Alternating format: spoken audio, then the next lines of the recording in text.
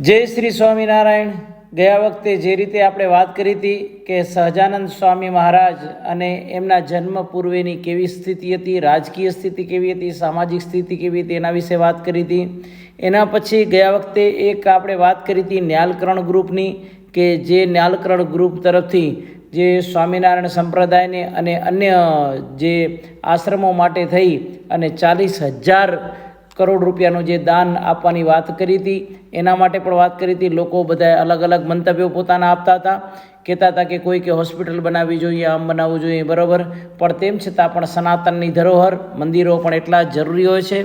તો આ બધી વાતો કરી અને એના પછી આજે વાત કરશું કે સહજાનંદ સ્વામી મહારાજના જન્મ પૂર્વની જે સ્થિતિ હતી અને એના પછી સહજાનંદ સ્વામીનું જે પ્રાગટ્ય થયું અને એના સાથે જે ચારણ સંતો જે જોડાણા, એ ચારણ સંતોની પણ વાત કરશું અહીંયા કને. તો વિડીયોને અંત સુધી તમે બન્યા રહેજો અને ચેનલને સબસ્ક્રાઈબ, લાઇક અને શેર કરવાનું ભૂલતા નહીં. કારણ કે ગયા વખતે જેવી રીતે આપણે વાત કરી હતી અને ગ્રુપમાં અને જેવી રીતે આખા વિડીયોમાં 40,000 લોકો જ્યારે જોતા હોય છે પણ સબસ્ક્રાઈબ 100 લોકો જ કરતા હોય છે. તો જો 40,000 લોકો જો આ ચેનલને સબસ્ક્રાઈબ કરે તો એક નવો રેકોર્ડ બની જાય અને અમને પણ એક મોટિવેશન મળે તમારાથી અને વધારેમાં વધારે સ્વામિનારાયણ ભગવાનની વાતો કરી શકાય અને વધારેમાં વધારે સનાતન ધર્મની વાતો તમારા લોકો સુધી પહોંચાડી શકાય. તો એટલા માટે ખાસ કરી અને કહેવાનું કે બધા લોકો આ ચેનલને સબસ્ક્રાઈબ કરો, એટલે ભગવાન સ્વામિનારાયણના જે પણ ચરણોમાં રહી અને તમારા સુધી આટલી વાતો હું પહોંચાડી શકું. એટલા માટે ખાસ ફરીવાર એક વખત કે ચેનલ સબસ્ક્રાઈબ કરો, લાઈક કરો અને વધારે લોકોને શેર કરો, એટલે વધારે લોકો સુધી સ્વામિનારાયણ ભગવાનની કથાની વાત બધા સુધી પહોંચી શકે. તો આવો આપણે વાત કરીએ સ્વામિનારાયણ ભગવાનની વાત. કે ત્યારે તે વખતનો માનવ સમાજ ગ્રામ્ય વાતાવરણમાં પોતાનું જીવન વ્યતીત કરતો હતો. ત્યાં રહેનારો મહાજન સમાજ આ ગામડાના ભોળા માણસોની સ્થિતિનો લાભ પણ પૂર્ણ રૂપે લઈ લેતો અને તેઓનો અંકુશ આ ધર્મચાર્યો પર પણ હતો. અને તે વાત જણાવતા શ્રી મસરૂવાળા લખે છે કે આ વખતના મહાજનોનું મમત્વ મુખ્યત્વે કરીને વલ્લભ સંપ્રદાય કે જૈન મતમાં હતું અને એ બંને ધર્મ પંથો બહુ સારી રીતે પહોંચેલા હતા અને ધર્મને નામે જે રીતે કાર્યો ચાલતા હતા એ ધર્મના રીતે કાર્યો ચાલતા હતા. અને ધાર્મિક સ્થિતિની વાત કરીએ તો આગળ જણાવેલ અંધાધૂંધી અને અજંપાથી ભરેલી સામાજિક પરિસ્થિતિમાં શાંતિ અસંભવ છે. તેમાં વધારે મહત્ત્વની વાત એ જ બને છે કે તે સમયે અંધશ્રદ્ધાના અતિરેકવાળી પ્રજાના માનસ પર જો કોઈનું વર્ચસ્વ હોય તો તે ધર્મના માધ્યમથી ધર્માચાર્યનું હતું, જેઓએ આવા ડહોળાયેલા વાતાવરણને પૂરેપૂરો ગેરલાભ ઉઠાવીને ભક્તિના નામે ભ્રષ્ટાચાર આદરેલો હતો. તો એ જે વખતની પરિસ્થિતિ અને એ જે વખતની વાત આ સંપ્રદાયની અંદર જે વાતો કરે છે એની વાત હતી કે સહજાનંદ સ્વામીનો જન્મ થયો એના પહેલાં કઈ રીતની પરિસ્થિતિ હતી એની એમણે વાત કરી છે. અને સહજાનંદ સ્વામીનું જે અવતાર પ્રયોજન છે એ શું હતું એની વાત કરીએ તો કે આગળ જણાવેલ પરિસ્થિતિ ઉપરથી એ સ્પષ્ટ થાય છે કે ભગવાનનું પ્રગટીકરણ હવે અનિવાર્ય અને આવશ્યક બની ગયું હોય ત્યારે ભગવાન સ્વામિનારાયણ પોતાના અવતાર પ્રયોજન વિશે જણાવે છે કે ભગવાનને અવતાર ધાર્યનું એ જે પ્રયોજન છે કે જે ભગવાનને વિશે અતિશય પ્રતિવાળા જે ભગત હોય, જેને બહુ જ ભગવાન ઉપર પ્રેમ હોય, તેને આધીન થઈને તે ભક્તને સુખ દેવાને અર્થે જેવી ભક્તની ઈચ્છા હોય તેવા રૂપનું ધારણ કરે છે. પછી જેવા પોતાના ભક્તના મનોરથ હોય તે સર્વે પૂરા કરે છે અને તે ભક્ત હોય તે સ્થૂળ ભાવે યુક્ત છે અને દેહધારી છે. માટે ભગવાન પણ સ્થૂળ ભાવને ધારણ કરીને દેહધારી જેવા થાય છે અને તે પોતાના ભક્તને લાડ લડાવે છે અને પોતાની સામર્થ્યને છુપાડીને તે ભક્ત સંગાથે પુત્ર ભાવે વર્તે છે. અથવા સખા ભાવે વર્તે છે, અથવા મિત્ર ભાવે વર્તે છે, અથવા સગા સંબંધીને ભાવે વર્તે છે, તેણે કરીને એ ભક્તને ભગવાનની ઝાઝી મર્યાદા રહેતી નથી. પછી જેવી એ ભક્તને ઈચ્છા હોય તેવી રીતે લાડ લડાવે છે. માટે પોતાના જે પ્રેમી ભક્ત તેના મનોરથ પૂરા કરવા એ જ ભગવાનને અવતાર ધાર્યાનું પ્રયોજન છે, અને ભેળું અસંખ્ય જીવનું કલ્યાણ પણ કરે છે, અને તે ધર્મનું સ્થાપન પણ કરે છે. ભગવાન સ્વામિનારાયણના પ્રાગટ્ય પહેલાંની સ્થિતિ જાણ્યા પછી ભગવાનના પ્રાગટ્ય પછી જે પ્રસંગોની હારમાળા સર્જાય છે તેની વિગતો અહીંયાથી હું તમારા સમક્ષ રાખું છું. ભારત દેશમાં ભગવાન અને ભગવાનને અખંડ ધારણ કરનાર સંતોએ પોતાના પ્રાગટ્ય માટે જે સ્થળ પસંદ કરેલ છે તે બહુધા ભારતની ઉત્તર દિશામાં આવેલ છે, જે આજે ઉત્તર પ્રદેશ નામથી ઓળખાતું રાજ્ય છે. ઉત્તર પ્રદેશના ઇટારપુર ગામમાં સામવેદી સરવરિયા બ્રાહ્મણ કુટુંબમાં પિતા ધર્મદેવ અને માતા ભક્તિ દેવીના ઘેર વિક્રમ સંવંત 1837 ચૈત્ર સુદ 9મીને સોમવારે 24/4/1781 રાત્રે 10 ઘટિકા જતાં પૂર્ણ પુરુષોત્તમ નારાયણ છપૈયામાં ધર્મ ભક્તિને ઘેર પુત્ર રૂપે પધાર્યા. સમગ્ર વાતાવરણ શાંત અને પ્રફુલ્લિત હતું.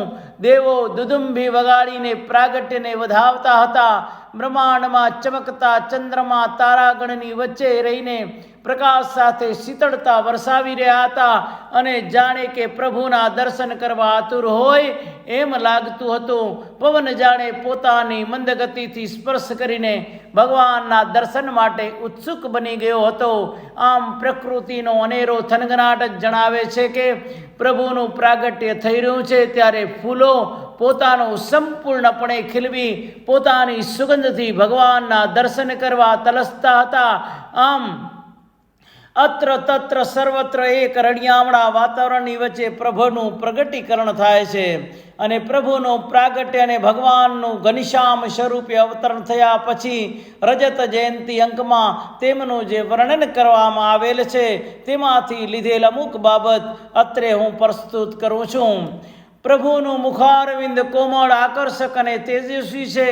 ભીનો માન શ્યામ છે, માથે વંકડિયા વાળ છે, વિશાળ ભાલચંદ્ર બંકીન સમાન ભગોડી, આચાર ચિત મોહક નેત્રો, અણિયાળું નાક છે, ગાલ પર હાસ્ય રેલાવાથી ખંજન પડે છે, લાલ હોઠ ઘૂંટણ સુધી લાંબા અજાન બાહુ, નાખની ક્રાંતિ સુકોમળ ચરણવિંદમાં 16 ચિહ્નો જોતા જ સૌને દિલમાં શાંતિ થાય છે, અને જાણે કે જગતનો ઉદ્ધાર કરવા પરમ બ્રહ્મ નારાયણ પધાર્યા હશે એમ બહુ જુદી જુદી કલ્પના કરે છે.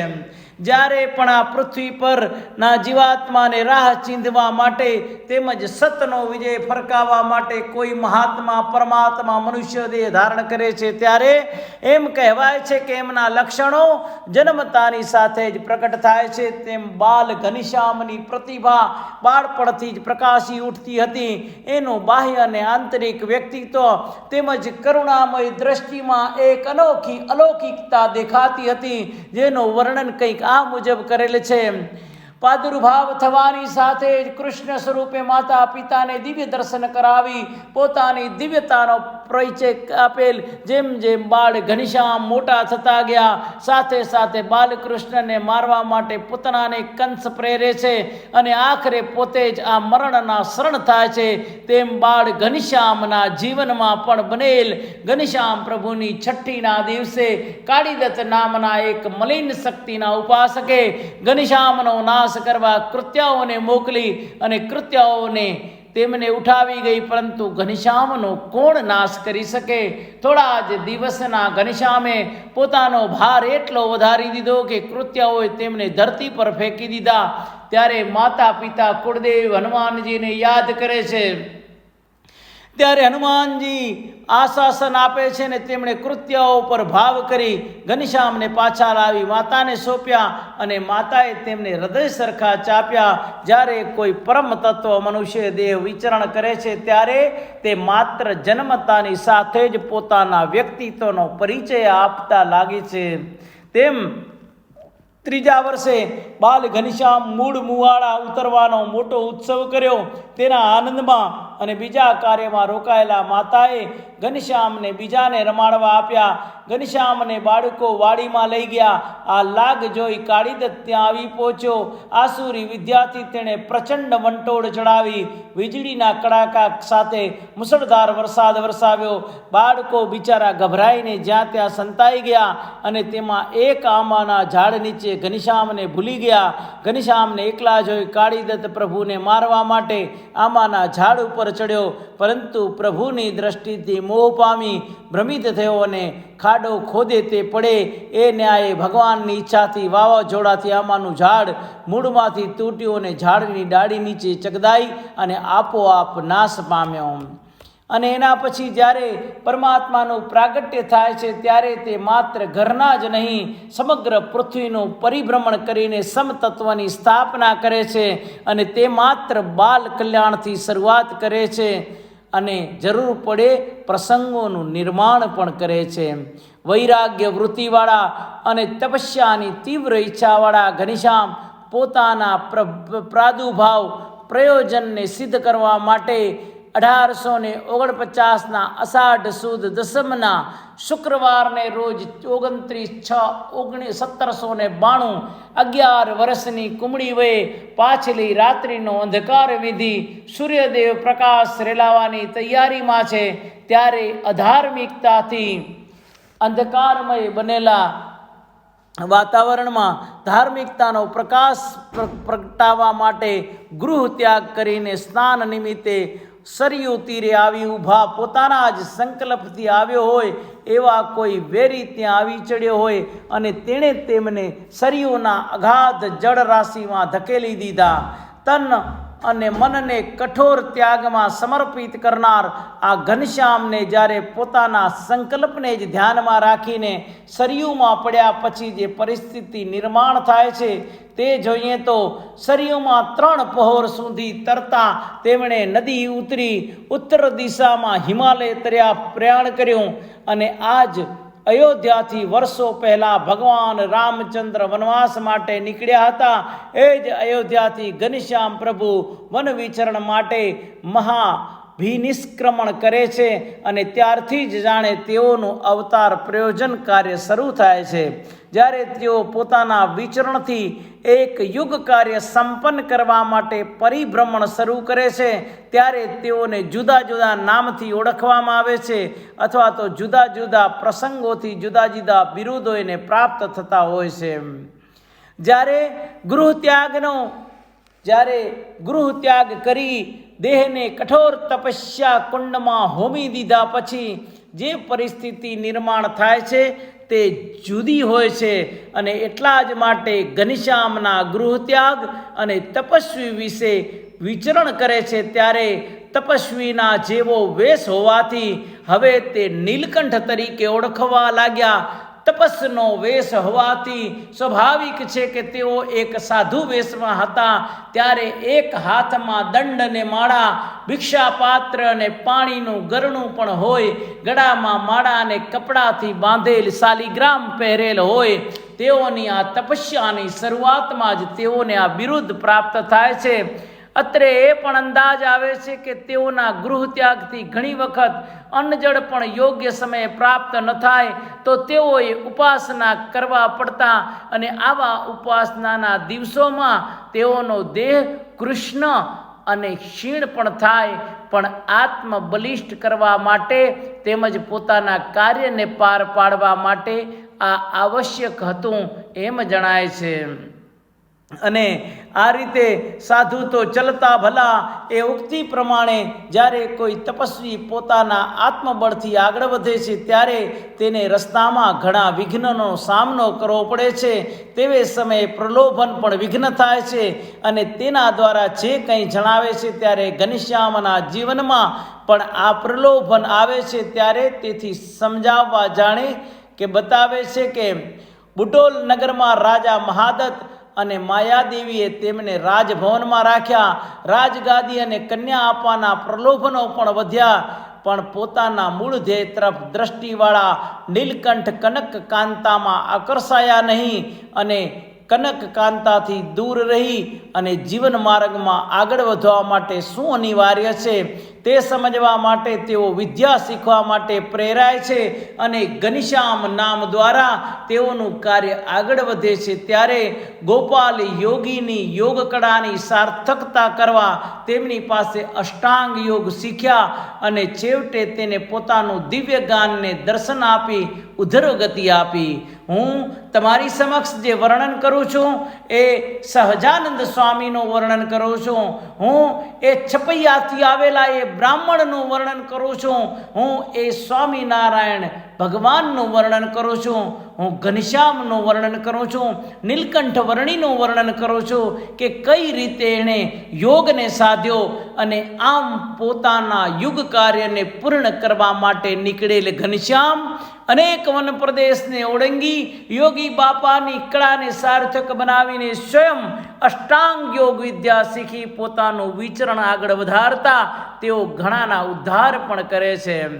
અને વન વિચરણ દરમિયાન ગોપાળ બાપાના અષ્ટાંગ યોગને શીખી તેમના મોક્ષનો દ્વાર બતાવી આગળના માર્ગ ઉપર ઘનશ્યામ નીલકંઠ અનેક સંતોને પોતાના વ્યક્તિત્વથી પ્રભાવિત કરીને પોતાનો પરિચય આપીને સમાજમાં માણસોની જે શ્રદ્ધાનો ગેરલાભ ઉઠાવતા તંત્ર મંત્રવાળા માણસોને પણ પાઠ ભણાવીને સમાજમાં રહેલી જૂઠી માન્યતાઓને મિટાવીને આગળ વધે છે. ત્યારે પિલેક નામના એક મંત્રસિદ્ધ સાથે જે વ્યવહાર કરે છે તે અત્રે હું તમારી સમક્ષ પ્રસ્તુત કરું છું. કામાક્ષી દેવીના મંદિરે આવ્યા. પિલેક નામનો માતાનો ઉપાસક બ્રાહ્મણ રહેતો હતો અને મેલી વિદ્યાના બળથી સિદ્ધિઓને પોતાના શિષ્ય બનાવતો. સૌ તેનાથી થરથર કાંપતા તેણે નીલકંઠને પોતાના શિષ્યો થવા કહ્યું. પણ આ જે બ્રાહ્મણ સાત્વિક વિદ્યાનો ઉપાસક ઘનશ્યામ નીલકંઠ વર્ણી અને નીલકંઠ એનું શિષ્યત્વ સ્વીકારે એમ ન હતા. તેમણે તો બેફિકરાઈથી બતાવી અને તેણે પિલેક વધારે ક્રોધાયમાન થયો અને કહ્યું, નહીં માને તો તારા પ્રાણ જોખમમાં છે. આવા આગળ કોઈનું અભિમાન રહ્યું નથી. બ્રાહ્મણને ડરાવવાની કોશિશ કરે એ કોઈ દિવસ જીતતો નથી, કારણ કે બ્રાહ્મણ કોઈ દિવસ ડરતો નથી. અને એવા જ આ ઘનશ્યામ નીલકંઠ વર્ણી માટે એણે એને કીધું કે તું ચેતી જા. પણ ઘનશ્યામ તો બીજાને ચેતવવા આવ્યા હતા, એમને ચેતવવાળું ન હતું. નીલકંઠ ઉપર ઘણા પ્રયોગો કર્યા અને છેવટમાં કાળ ભૈરવને મોકલ્યા, પરંતુ પ્રભુ આગળ તેનું શું ચાલી શકે. ઉલટે એ જ પિલેકને સામે થયો અને પિલેક ઢળી પડ્યો.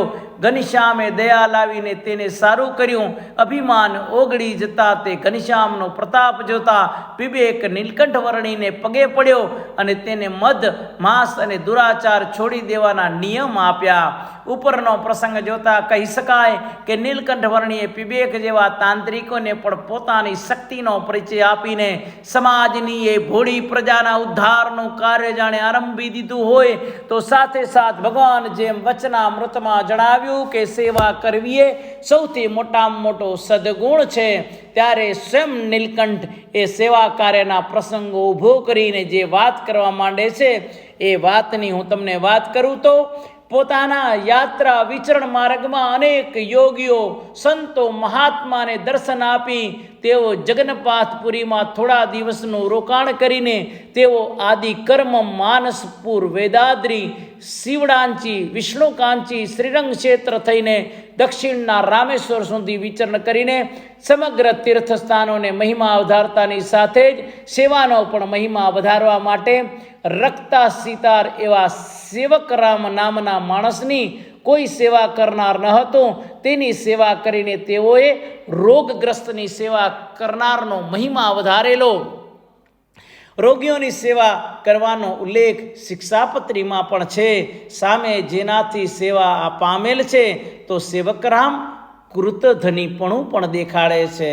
એના પછી સેવાનો મહિમા વધારતા વધારતા નીલકંઠની સમગ્ર ભારત વર્ષની ભૂમિનું વિચરણ કરીને એક યુગનું કાર્ય પૂર્વ કરવા માટે થઈ અને જીવનમાં માનવે પોતાના ઉદ્ધારમાં કરવા માટે સદગુણની ઉપાસના અને ગુરુ શિષ્ય પરંપરાનું મહત્વ સ્થાપવા માટે અને ભવિષ્યમાં પોતાના દ્વારા સમાજમાં જુદી પ્રણાલિકાના સ્થાપના માટે એ સૌરાષ્ટ્રમાં લો લોજ ગામ તરફની યાત્રા આરંભ કરે છે. અને લોજ ગામમાં પધાર્યા તે પહેલાં જે વિવિધ તીર્થ સ્થળોનો મહિમા વધારેલ તેની વાત રજત જયંતીની અંકમાં પણ કરવામાં આવે છે. અને એના પછી કાઠિયાવાડ સૌરાષ્ટ્રની એ ભૂમિ, કાઠિયાવાડ એની ભૂમિના સંતો મહાપુરુષોની ભૂમિ ગણવામાં આવે છે. આ પવિત્ર ભૂમિ વિશે દુહામાં પણ કીધું છે કે કાઠિયાવાડમાં કોકદી અને ભૂલો એ પણ ભગવાન તું, પણ તને સ્વર્ગે ભૂલાવું સામડા, તું થા મારો મહેમાન. ભગવાન અને ભગવાનને અખંડ ધારણ કરનારા ઘણા સિદ્ધ પુરુષો મહાપુરુષોએ સૌરાષ્ટ્રની ભૂમિને પોતાના કાર્યનું ક્ષેત્ર બનાવેલ છે. અને એટલા જ માટે ઉત્તર પ્રદેશના છપૈયા ગામમાં સરવૈયા બ્રાહ્મણ કુટુંબમાં જન્મેલ ઘનશ્યામ અને મુશ્કેલીઓમાં વિચરણ કરીને લોજ ગામમાં પધારેલ છે. ત્યારે લોજ ગામમાં રામાનંદ સ્વામીના આશ્રમમાં મુક્તાનંદ સ્વામી આધિક 50 ત્યાગી સાધુઓ સાથે રહેતા હતા. અને ત્યાં જ લોજ ગામમાં આવીને નીલકંઠ વર્ણી ઘનશ્યામ ગામના પાદરે આવેલા વાવ ઉપર બેઠા હતા. ત્યારે ત્યાં સ્નાન કરવા માટે આવેલા સુખાનંદ સ્વામી જ્યારે આ શુક્લકડી થયેલા ઘનશ્યામને જુએ છે, ત્યારે આ બાલ બ્રહ્મચારીની સામે જોતા જ સુખાનંદ સ્વામી તેમના તરફ ખેંચાણ અનુભવે છે. તપ અને વિચરણથી ઘનશ્યામ નીલકંઠનું શરીર કૃશ થઈ ગયેલ હતું, પરંતુ તેઓનું તેજ, ઘનશ્યામ વ્યવસ્થા અને અન્ય હલનચલન જાણે અવર્ણનીય હતા. જે જોતા જ સુખાનંદ સ્વામી સુખ અને હર્ષોલ્લાસની લાગણી અનુભવવા લાગ્યા અને મનોમન આ કોણ છે તે કલ્પના પણ કરવા લાગ્યા. આગળ ઉપર કરેલ ઉલ્લેખને ધ્યાનમાં રાખીને શ્રી રામાનંદ સ્વામીજી ઉદ્ધવનો અવતાર હતા. તેથી તેઓએ સ્થાપેલ સંપ્રદાય ઉદ્ધવ સંપ્રદાય તરીકે ઓળખાયો. તે વાત સંપ્રદાયના ગ્રંથોમાં પણ છે. નીલકંઠ વર્ણીને મળ્યા પછી મુક્તાનંદ સ્વામીએ રામાનંદ સ્વામીને પત્ર દ્વારા નીલકંઠ વર્ણી વિશે સમાચાર આપેલ.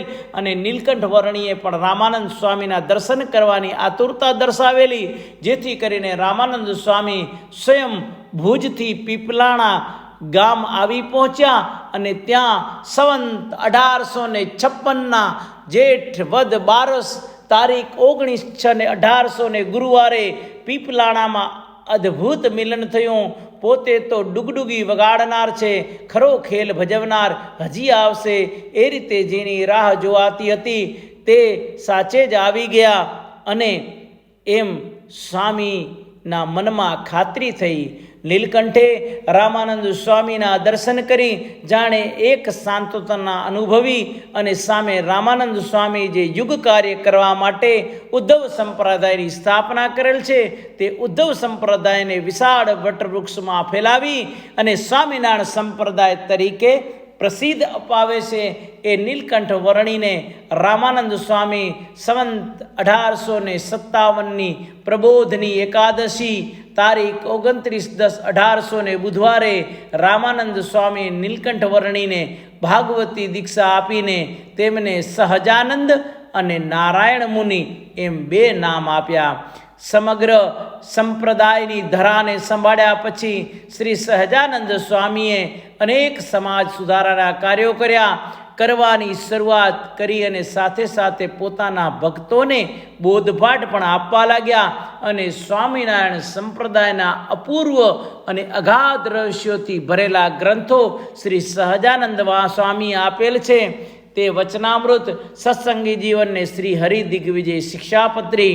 સહજાનંદ સ્વામીએ જે કંઈ પોતાના ભક્તો માટે જીવનમાં ધર્મ, અર્થ, કામ અને મોક્ષ મેળવવા માટે જે સોનેરી સૂત્રો સમાન સમજણ આપી, તે સમજણને વિવિધ પુસ્તકોમાં શ્રુતિ અને સ્મૃતિના આધારે ગ્રંથસ્થ થયેલ છે. એવી જ રીતે વચનામૃત શ્રી સ્વામિનારાયણ સંપ્રદાયનો ઉત્તમ અને ઉમદા ગ્રંથ છે. તે વચનામૃત છે. ભગવાન સ્વામિનારાયણે જુદા જુદા સ્થળોએ જ સવાર સાંજ સભાઓ કરેલ. અને એ સભામાં જે પ્રશ્નોત્તરી થયેલ તેમાં સહજાનંદ સ્વામીએ જે ઉપદેશ આપેલ તે ઉપદેશ દ્વારા જીવનને આધ્યાત્મિક રીતે ઘડવાનો અને કલ્યાણના માર્ગે ઉત્તરોત્તર ગમન કરવાની પ્રેરણા આપવાનો શુભાશય દેખાય છે. આવી રીતે સત્સંગી જીવન સ્વામિનારાયણ ભગવાનની સાથે તે સમયે જે તેમની સાથે નંદ સંતો હતા તે નંદ સંતોમાંના સતાનંદ મુનિએ શ્રી સહજાનંદ સ્વામીના પ્રાદુર્ભાવથી અંતર્ધ્યાન સુધીના લીલાચિત ચરિત્રો અને ઉદ્દેશોને સત્સંગી જીવન નામના ગ્રંથમાં સંસ્કૃત ભાષામાં લખેલ છે. સર્વ સત્સંગી માત્રને જીવન અને સત્સંગ અનુરૂપ કોઈ હોય તેના માટે સત્સંગી જીવનનું એવું નામ રાખવામાં આવેલ છે. સહજાનંદ સ્વામીના સમકાલીન જે નંદ સંતો થયેલા છે તેમાંના શ્રી નિત્યાનંદ સ્વામીએ શ્રી હરિ દિગ્વિજય નામનો ગ્રંથ લખેલ છે, જેમાં સહજાનંદ સ્વામીએ જે ટૂંકા ગાળામાં દિગ્વિજય પ્રાપ્ત કરેલ તેની વાત વિસ્તૃત રીતે જણાવેલ છે. શ્રી હરિ દિગ્વિજય ગ્રંથ પણ સહજાનંદ સ્વામીના જીવનકાળ દરમિયાન લખાયેલ છે. શિક્ષાપત્રી એ તો સહજાનંદ સ્વામી પોતાના સંદેશમાં જે શિક્ષા આપી તે શિક્ષાપત્રીમાં ગ્રંથસ્થ થયેલ છે. શિક્ષાપત્રીમાં કુલ 202 શ્લોક છે. શિક્ષાપત્રી એટલે શું કે પત્રીનો અર્થ શું થાય? પતતિ સ્થાનાંચમ ગચ્છતિ સ્વામી પ્રેતો અર્થો અનયા ઇતિ પત્રી. પોતાના હૃદયનો અભિપ્રાય ઉપદેશ લઈને કોઈ પણ પત્ર દૂર જાય એને પત્રી કહેવાય. હદગત અભિપ્રાય જે પત્રો દ્વારા મોકલી શકાય એને પત્રી કહેવાય. શિક્ષાની પત્રી પોતાના આશ્રિતજનોને શિક્ષણ આપવા માટે જે વિશાળ પત્ર પરમાત્માએ લખ્યો એનો અર્થ થાય છે શિક્ષાપત્રી. હવે આ શિક્ષાપત્રી લખી કોના પ્રત્યે? તો શિક્ષાપત્રી પોતાના આશ્રિતો માટે અને મુમુક્ષો માટે છે. આવી રીતના ભગવાન સ્વામિનારાયણે સ્વના હિતને ઈચ્છતા સર્વ એવા માણસોએ આ આગળ જણાવેલ 8 શાસ્ત્રો સંભળાવવા, ભણાવવા અને ભણવા જોઈએ તેવું સૂચન કરેલ છે. આ વાતને ત્યારે પુષ્ટિ મળેલ છે કે જ્યારે શિક્ષાપત્રીને આચરણ શુદ્ધિ માટે માર્ગદર્શક ગ્રંથ છે અને એટલા જ માટે આ શિક્ષાપત્રીનું આવરણ કરવામાં આવેલ છે. તો એનાથી વિશેષ આપણે વાત કરીએ તો જ્યારે ભગવાન કે અવતારી પુરુષો આ પૃથ્વી ઉપર પોતાનું સહેતુક પ્રાગટ્યનું કાર્ય પૂર્ણ થઈ જાય છે ત્યારે સ્વધામ ગમન કરે છે અને એવા જ પૂર્ણ પુરુષોત્તમ સહજાનંદ સ્વામી પોતાનું કાર્ય પૂર્ણ પાડી તેમજ 2 અલગ અલગ દેશ ગાદીની સ્થાપના કરીને સંવંત 1886ના જેઠ સુદ દસમને મંગળવાર તારીખ 1/6/1830ના રોજ પોતાની જીવનલીલા સંકેલી લીધી અને પોતે આ પૃથ્વી ઉપર 49 વર્ષ 2 માસ અને 1 દિવસ રહી ટૂંકા સમયમાં જ સંગીન સંપ્રદાયની સ્થાપના કરી. સહજાનંદ સ્વામીએ જે વ્યવસ્થાના ભાગરૂપે 2 વિભાગમાં કાર્યને વિભાજિત કરેલ તેની વાત કરતાં પહેલાં સહજાનંદ સ્વામીના જે સમકાલીન સંતો હતા એના વિશે થોડીક વાત કરવી છે મારે. તો ભગવાન સહજાનંદ સ્વામીએ સમગ્ર જીવ સૃષ્ટિના કલ્યાણ માટે અને આવનાર ભવિષ્યમાં પણ અનેક અનન્ય વિચારધારા અને પવિત્રતા અને સંસ્કારનું સંસ્કરણ અને જતન થાય માટે આવા અદ્ભુત ગ્રંથો સહજાનંદ સ્વામી આપ્યા છે. ત્યારે ભગવાન સ્વામિનારાયણની સાથે જ મહા સંતો હતા તેઓએ પણ ગુરુ ભક્તિ અદા કરવા માટે જે કાંઈ સાહિત્ય સર્જન કરેલ તે પ્રશંસનીય છે. ભગવાન સ્વામિનારાયણના સમયમાં જે ભગવાન સ્વામિનારાયણે પોતાના જ વિદ્વાન પંડિત સંતો કે જેઓએ કાવ્યશાસ્ત્ર અને સંગીતના ઉચ્ચ કસબીઓ હતા તેઓએ પણ સંગીત મઢ્યા ભક્તિપદો રચ્યા છે. પરિણામે સ્વામિનારાયણ સંપ્રદાયમાં ગુજરાતી, હિન્દી, સંસ્કૃત ભાષાનું વિપુલ પ્રમાણમાં ગદ્ય અને પદ્ય સાહિત્ય રચાયું છે. મહાકાલીન ગુજરાતી કવિતામાં સ્વામિનારાયણ સંત કવિતાનું ગૌરવભર્યું સ્થાન છે અને એમાંય સ્વામિનારાયણ સંપ્રદાયમાં 500 પરમહંસો હતા. તે પરમહંસોની પ્રથમ હરોળમાં આવી પોતાનું સ્થાન શોભાવનાર અને ભગવાન સ્વામિનારાયણના કૃપાપાત્ર સંત મુક્તાનંદ સ્વામીનો જન્મ માતા રાધાદેવીની કુખે સંવંત 1814 અને પોષવદી સાતમના રોજ અમરેલી ગામમાં થયેલ. તેમના પિતાશ્રીનું નામ આનંદરામ હતું. કહેવાય છે કે પુત્રના પગ પારણામાં અને વહુના પગ બારણામાં. તે મુજબ રાધાદેવીના પુત્રને જોઈ માણસો આ બાળક મહાન અને તેજસ્વી બનશે તેવી આગાહીઓ કરવા લાગેલા અને જન્મેલા બાળકના મુખારવિંદ પર જે અદ્ભુત તેજ હતું તે જોઈને તે બાળકનું નામ મુકુંદદાસ રાખવામાં આવ્યું હતું. માતા પિતાના પૂર્વના સંસ્કાર અને પુત્રના અદ્ભુત તેજ ખરેખર આગળ જતા આ બાળક સમાજની ક્ષણભંગુરતા પામી જાય છે અને સંસાર એ અસાર છે. બ્રહ્મ સત્ય જગત મિથ્યાની વાતોને કદાચ સમજી જાય છે અને જગતની નશ્વરતાનો ખ્યાલ આવતા જ ત્યાગ કરવાનું વિચારે છે. પણ માતા પિતા સહજમાં સંસાર અને પુત્રમોહ હોવાના કારણે તેને સંસારના બંધનોમાં બાંધવાનો પ્રયત્ન કરે છે. ત્યારે માતા પિતાની આજ્ઞાને ધ્યાનમાં રાખી લગ્ન ગ્રંથિથી જોડાય છે. પરંતુ પહેલેથી સમજી જનાર આ મુકુંદદાસ અંતે માતા પિતા અને સ્ત્રીની વળગણમાંથી છૂટવાની યુક્તિ કરીને તેમાંથી મુક્તિ મેળવે છે.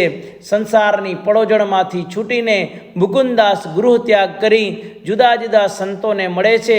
પરંતુ તેઓને જોગ તો કોઈ બીજા સાથે જ જવાનો હતો અને આખરે જોગ શ્રી રામાનંદ સ્વામી સાથે થાય છે.